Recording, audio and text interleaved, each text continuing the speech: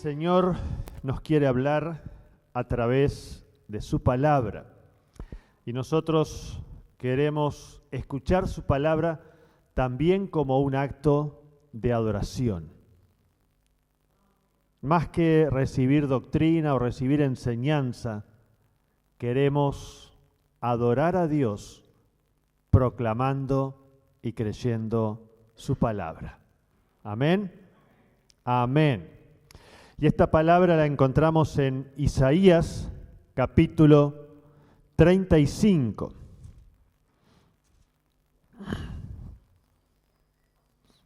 Isaías 35. Yo le he puesto a este mensaje como título La autopista del Espíritu. Ya no vamos a andar por un camino polvoriento de tierra, sino que tomamos la autopista. Y nuestro corazón está dispuesto a pagar el precio, el peaje que tienen las autopistas. Pero es un camino derecho, rápido.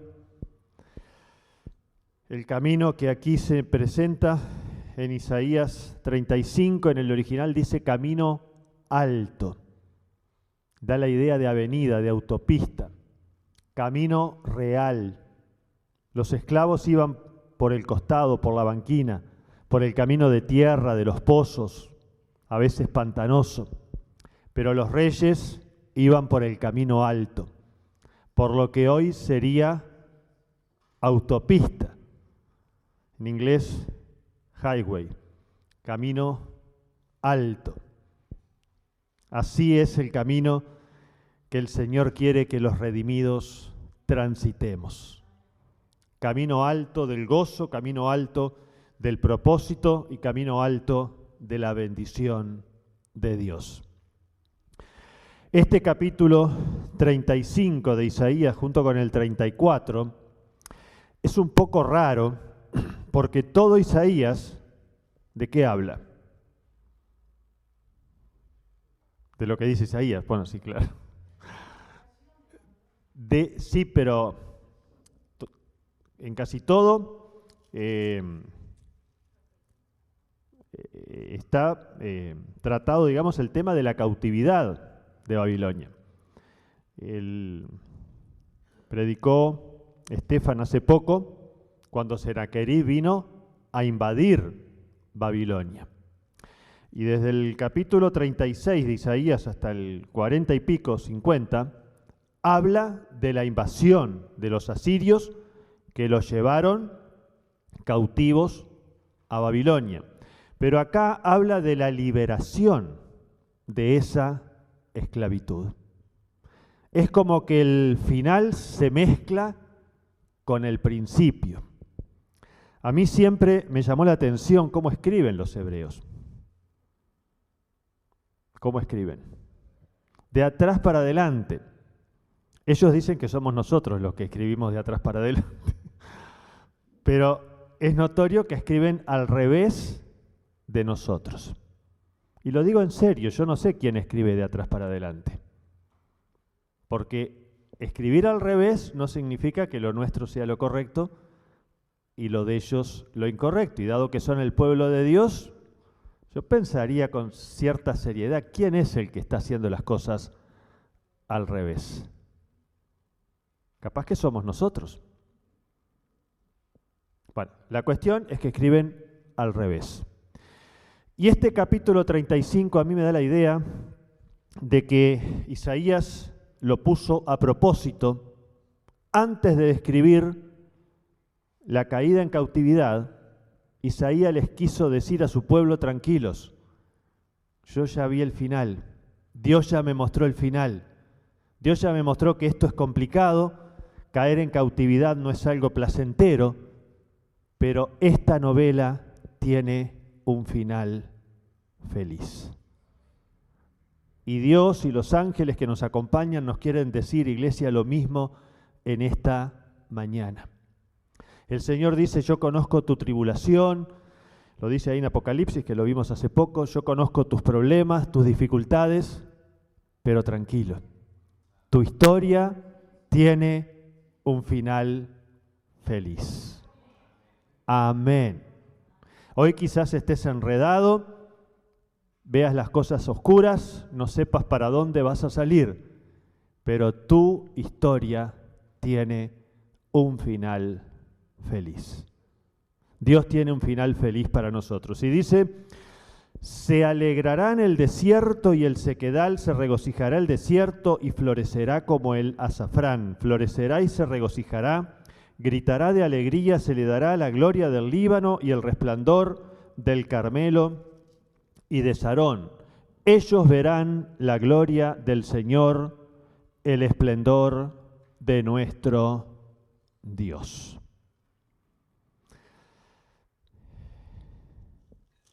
Hay muchos pasajes maravillosos en la palabra de Dios. Y seguramente este es un pasaje maravilloso.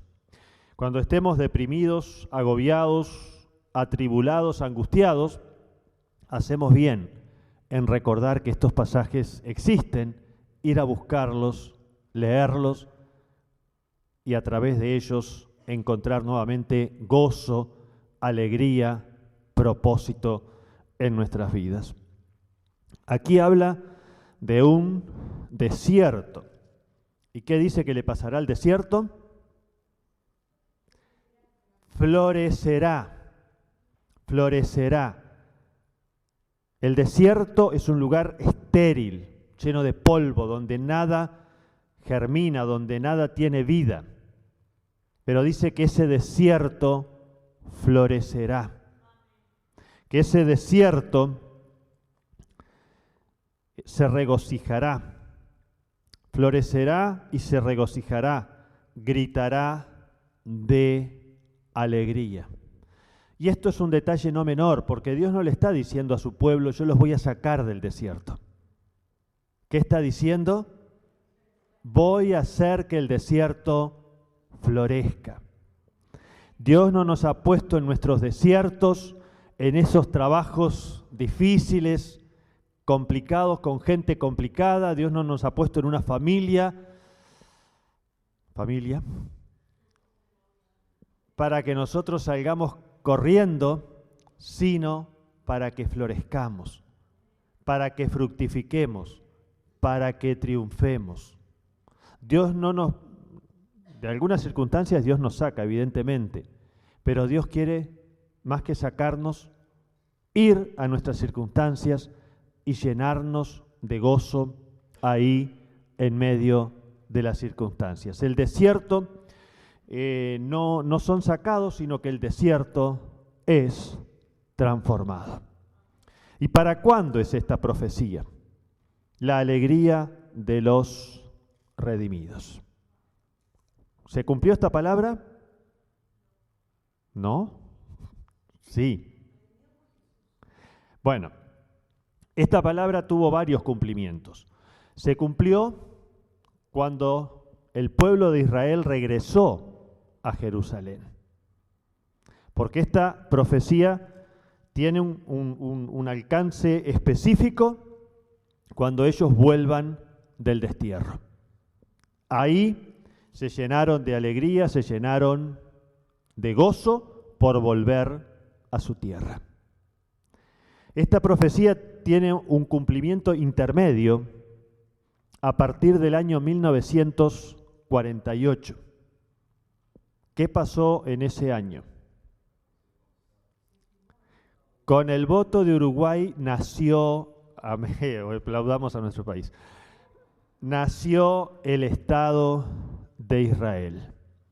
Y esto es una de las cosas más maravillosas que ha ocurrido en la historia, porque pueblos que han sido desterrados por 100 años han desaparecido del mapa y nunca más se ha sabido de ellos.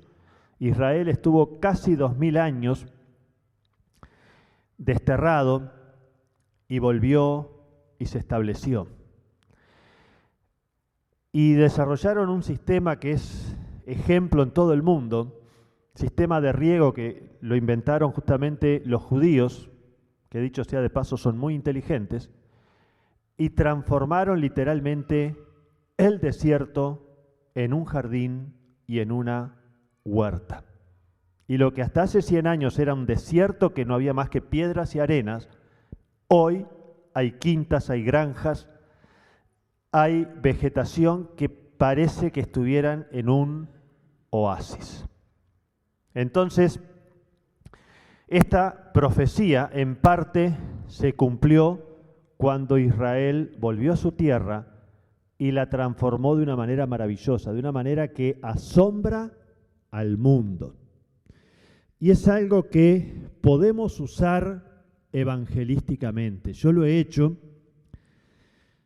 Tengo a mi papá que es activamente ateo, no acepta que se le hable de Dios, pero a veces ha surgido el tema de Israel. Y ahí he podido meterle y decir, sí, digo, es que solamente lo podés explicar si pensás en Dios. Porque como 3 millones de personas de un lado, 80 millones del otro, y la guerra de los 6 días es algo que hasta el día de hoy es un misterio. ¿Cómo la pudieron ganar?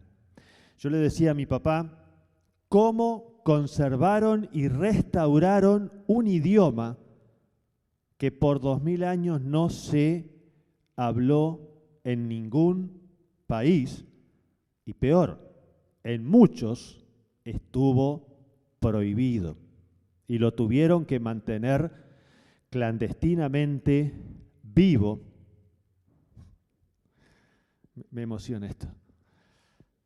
¿Y qué idioma hablan hoy en Israel? El hebreo. Todavía usan bastante el inglés, pero cada vez son más los carteles y las cosas que solo están disponibles en hebreo. ¿Saben por qué? Porque cuando venga el Señor, ¿qué idioma se va a hablar en Israel? El idioma del Señor. El Señor inventó el hebreo y lo está restaurando aceleradamente porque Él quiere acelerar su regreso, su venida. Y compañeros de trabajo, gente instruida, gente que tiene recursos para refutar nuestra fe, cuando les hablo del milagro de Israel, quedan calladitos, porque no pueden argumentar contra lo que no es argumentable. Entonces, yo les animo que si tienen oportunidad, hay que buscar la vuelta y buscar la guía del Señor, porque no es cuestión de al primero que se nos cruce hablarle de las maravillas de Israel, o capaz que sí, no sé.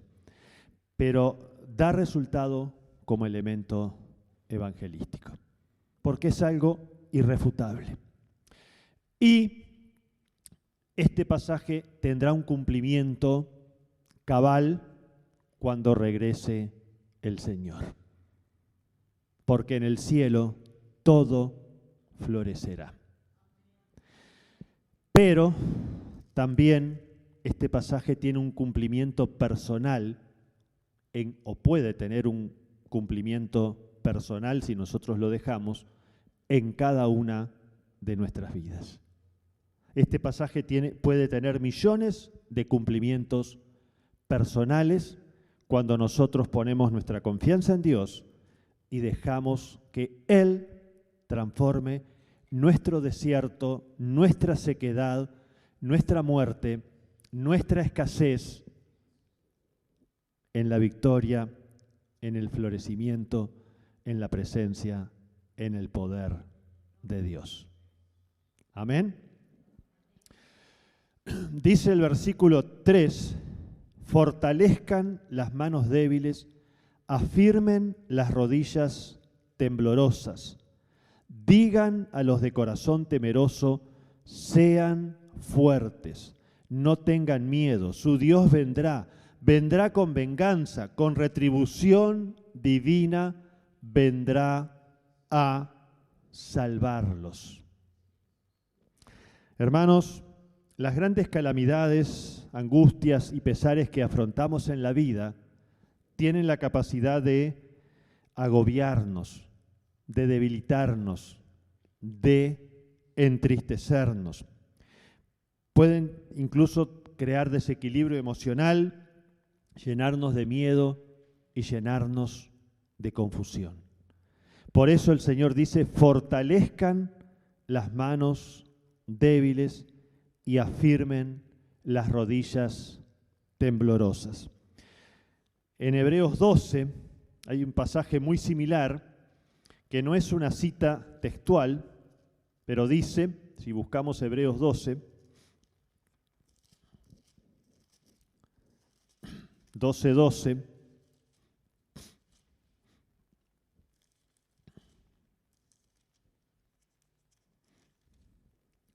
está hablando en el final en el versículo 11, dice, ciertamente ninguna disciplina en el momento de recibirla parece agradable, sino más bien penosa. Sin embargo, después produce una cosecha de justicia y paz para quienes han sido entrenados por ella. Aún en los momentos en que parece como que el Señor nos estuviera disciplinando, parece que nos estuviera mandando una prueba a nuestra vida, dice, por tanto, renueven las fuerzas de sus manos cansadas y de sus rodillas debilitadas. Hagan sendas derechas para sus pies, para que la pierna coja no se disloque, sino que se sane. Por eso acá dice, fortalezcan las manos débiles y afirmen las rodillas temblorosas. ¿Qué hacemos con las manos?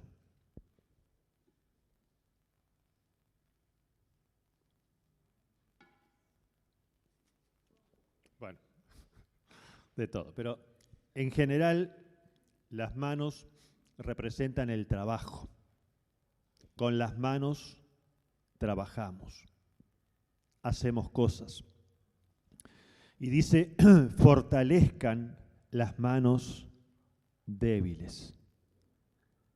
Cuando por imperio de las circunstancias nos desanimamos, dejamos de trabajar, dejamos de rendir, dejamos de hacer las cosas con entusiasmo. El trabajo, las tareas, las actividades se nos empiezan a hacer algo pesado. En vez de ser un gozo, un privilegio poder hacer las cosas, es una tarea fatigosa.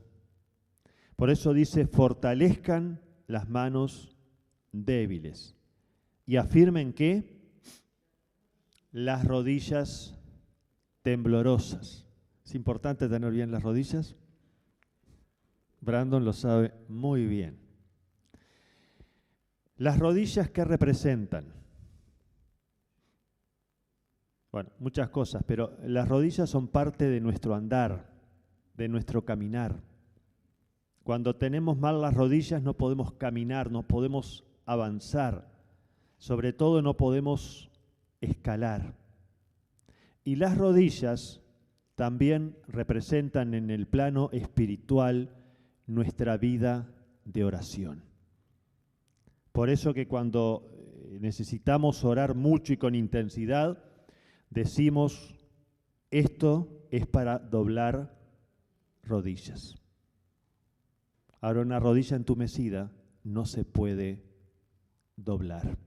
Entonces el desánimo muchas veces nos lleva a aflojar en la oración, a perder fuerza en nuestra oración y a perder fuerza en nuestro avance.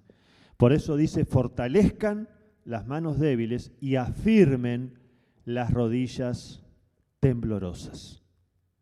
En virtud de que el Señor transformará todo desierto en un jardín, nosotros tenemos que perseverar en la oración y fortalecer nuestro trabajo y fortalecer nuestro corazón. Dice, digan a los de corazón temeroso. En la otra versión dice, corazón apocado. Apocado viene de poco, corazón que se ha achicado, que se ha venido a menos. Dice, Digan a los de corazón temeroso, sean fuertes, no tengan miedo, su Dios vendrá con venganza, con retribución divina, vendrá a salvarlos. Tenemos que fortalecer nuestro corazón en la confianza de que Él es fuerte y que Él vengará toda injusticia que estemos pasando y fortalecerá toda debilidad que estemos enfrentando. Vendrá a salvarnos. Se abrirán, dice entonces, los ojos de los ciegos, se destaparán los oídos de los sordos.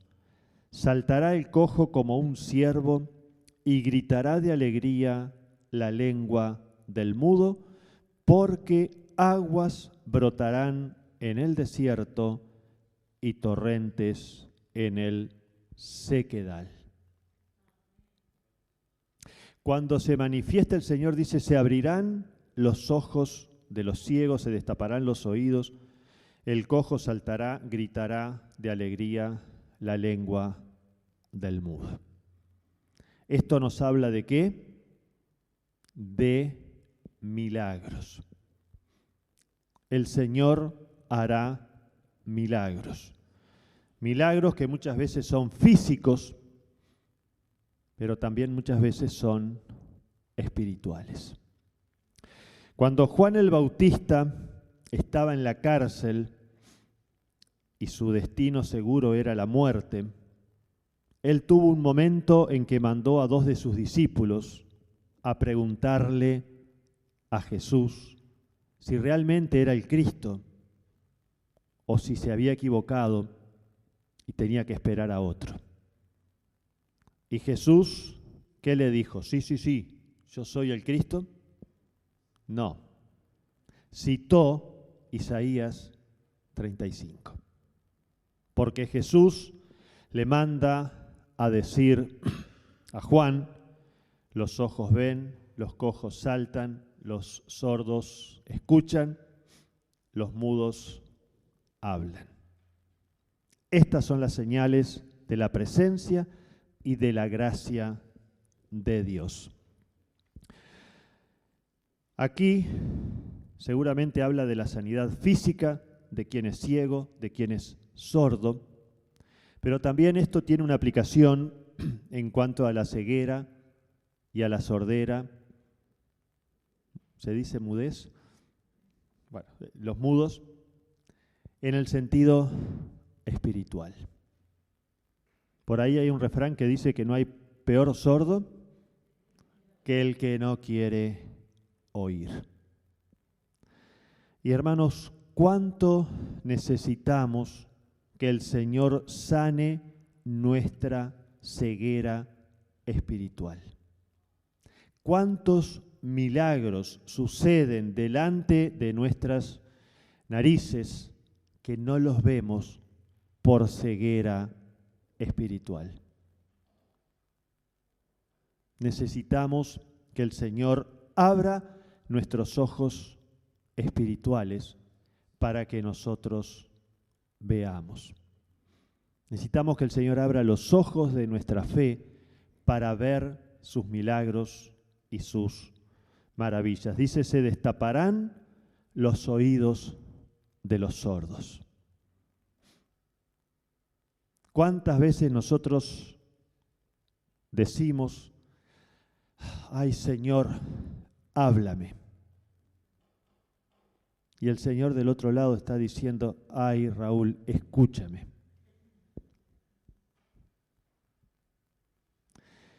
Leí hace unos días, no sé si lo mandé o no por WhatsApp, de Luis Palau, que cuando era bastante joven, le dijo a su mamá que no salía a predicar porque estaba esperando el llamado de Dios. Y la madre le dice, ¿qué llamado ni qué 8 cuartos? El llamado hace 2000 años que fue realizado. El tema no es que Dios te llame, el tema es que tú escuches el llamado que Dios te está realizando. Y muchas veces el problema no es que Dios no nos hable, porque Dios nos habla de mil maneras a todos. El tema es que nosotros lo escuchemos. Por eso necesitamos que el Señor destape nuestros oídos espirituales para aprender a escucharlo. Pero qué glorioso que dice acá que se destaparían los oídos de los sordos. No, le agregué una I que no va. No está en condicional, no dice que quizás se destaparían, dice se destaparán. Amén. Dice se destaparán los oídos de los sordos, se abrirán los ojos de los ciegos, saltará el cojo como un ciervo. No necesitamos andar apesadumbrados como bajo un peso. El Señor quiere que saltemos libres, ágiles como un ciervo. Y dice, gritará de alegría la lengua del mudo. Creo que para muchos esto es lo que más necesitamos, que Dios desate nuestra lengua. Es más, Dios tiene que atar y desatar nuestra lengua. Porque muchas lenguas nuestras, empiezo por acá que estoy más cerca, están desatadas y libres para la queja, para la crítica, para lo negativo. Para esas cosas nuestra lengua baila con libertad. Pero muchas veces nuestra lengua está como atada para la alabanza, para proclamar palabras de fe, para proclamar las buenas nuevas de salvación. Así que el Señor atará lo negativo en nuestras lenguas y dice que gritará de alegría la lengua del mudo. Que mi lengua cada vez grite menos la tristeza y más la alegría. Gritará de alegría la lengua del mudo, porque aguas brotarán en el desierto y torrentes en el sequedal. No dice porque yo los voy a sacar del desierto y los voy a llevar al río, no. Van a seguir en el desierto, pero ¿qué va a pasar en el desierto? Brotarán ríos y torrentes. La arena ardiente se convertirá en estanque, la tierra sedienta en manantiales burbujeantes. Cuando Jesús ahí en Juan 8 habla del Espíritu Santo que dice que sería derramado, dijo que los que creyéramos en Él, de nuestro interior brotarían ríos de agua de vida. Hermanos, solamente el Espíritu Santo, burbujeando como un río en nuestro corazón, puede transformar nuestro desierto en un jardín. No hay nada que pueda transformar y dar vida a nuestro desierto aparte de la presencia burbujeante del Espíritu Santo. Tenemos que disponer nuestro corazón para darle libertad al Espíritu, para que Él transforme y dé vida. Las guaridas, dice, donde se tendían los chacales, serán moradas de juncos y papiros. Los chacales o lobos, en otras versiones, se interpreta que son una representación de los demonios. Cuando el Espíritu se desata en nuestras vidas, necesariamente los demonios huirán y ya no tendrán guarida en nuestra vida. Esta es la promesa gloriosa de Dios para sus hijos. Habrá allí, y esto es lo que da título a mi mensaje, dice, habrá allí una calzada que será llamada Camino de Santidad. No viajarán por ella los impuros, ni transitarán por ella los necios, será solo para los que siguen el camino. Habrá allí una calzada. En el original habla de un camino alto. Por eso hablamos de autopista, de avenida del Espíritu. El camino alto en la antigüedad siempre se asociaba con el camino real, el camino por donde pasaban los reyes. Los reyes no iban por el camino vecinal, lleno de pozos, de barro, y que se podía empantanar la carreta. Los reyes iban por el camino alto, y ese es el camino que Dios tiene para sus hijos. Habrá una calzada que será llamada camino de santidad. No podemos estar en comunión con Dios y transitar una senda que no sea una senda de santidad. En Efesios 4, cuando dice no deis lugar al diablo, quítense de vosotros todo enojo, amargura, ira, etcétera, etcétera. Esa palabra lugar significa camino o avenida, un lugar transitable. Y lo que nos está diciendo es que no le pavimentemos el camino al diablo en nuestra vida con amarguras, con resentimientos, con cosas negativas. Tenemos que hacerle lugar, camino al Espíritu a través de nuestra santidad, de nuestra entrega, de nuestra adoración, de nuestra alabanza a Dios. Dice que no habrá allí ningún león ni bestia feroz que por él pase. Allí no se les encontrará. Segunda de Pedro 5:8, ¿qué dice?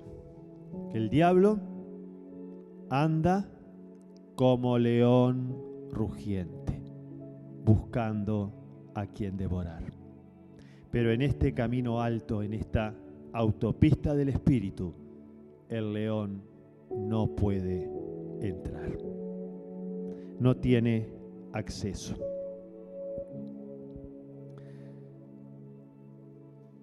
No viajarán por ella, dice, los impuros, ni transitarán por ella los necios. No habrá ningún león ni bestia feroz que por él pase. Allí no se les encontrará. Por allí pasarán solamente los redimidos.